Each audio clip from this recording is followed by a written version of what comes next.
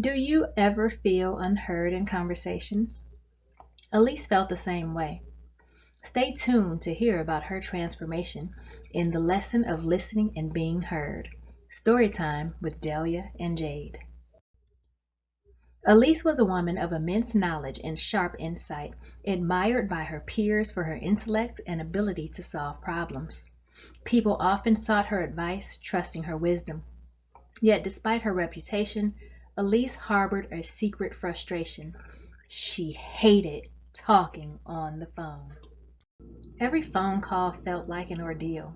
People always seemed to complain or vent, leaving Elise feeling drained. Worse, she noticed that when it was her turn to speak, few seemed to listen to her. They'd interrupt, talk over her, or dismiss her thoughts altogether. This left her feeling unseen, unheard, and unappreciated.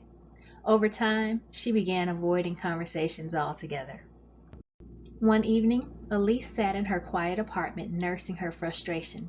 She grabbed a Bible her grandmother had given her years ago, flipping through its pages as a way to distract herself.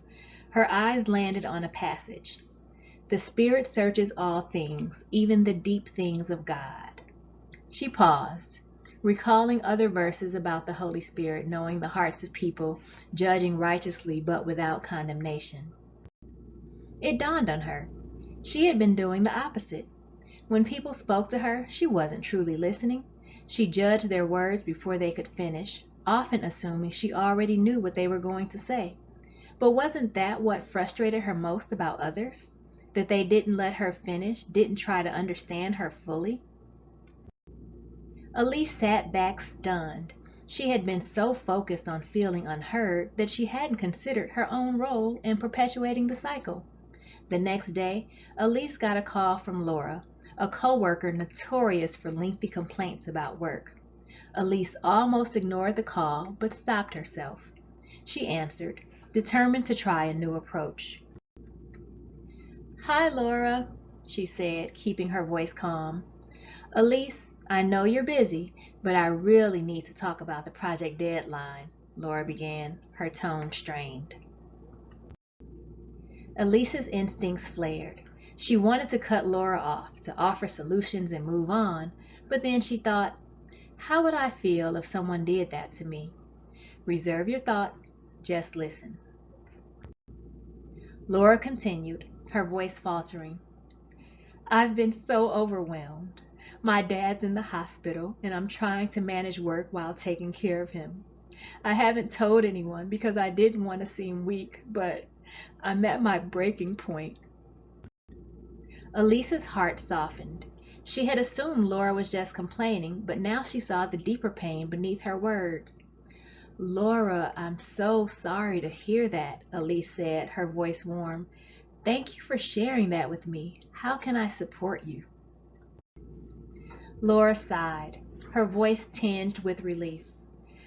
"Honestly, just listening helps more than you know. I felt like no one cares enough to ask." The conversation lingered in Elise's mind long after it ended. She realized that by giving Laura space to express herself, she had also created space for a genuine connection. And as she listened to others more intentionally in the weeks that followed, something unexpected happened. People started listening to her too.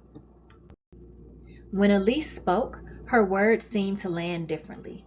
Friends and colleagues paused to hear her out, responding with a new level of attentiveness and care.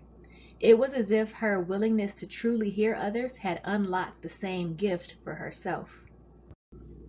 Elise learned that communication was a two-way street.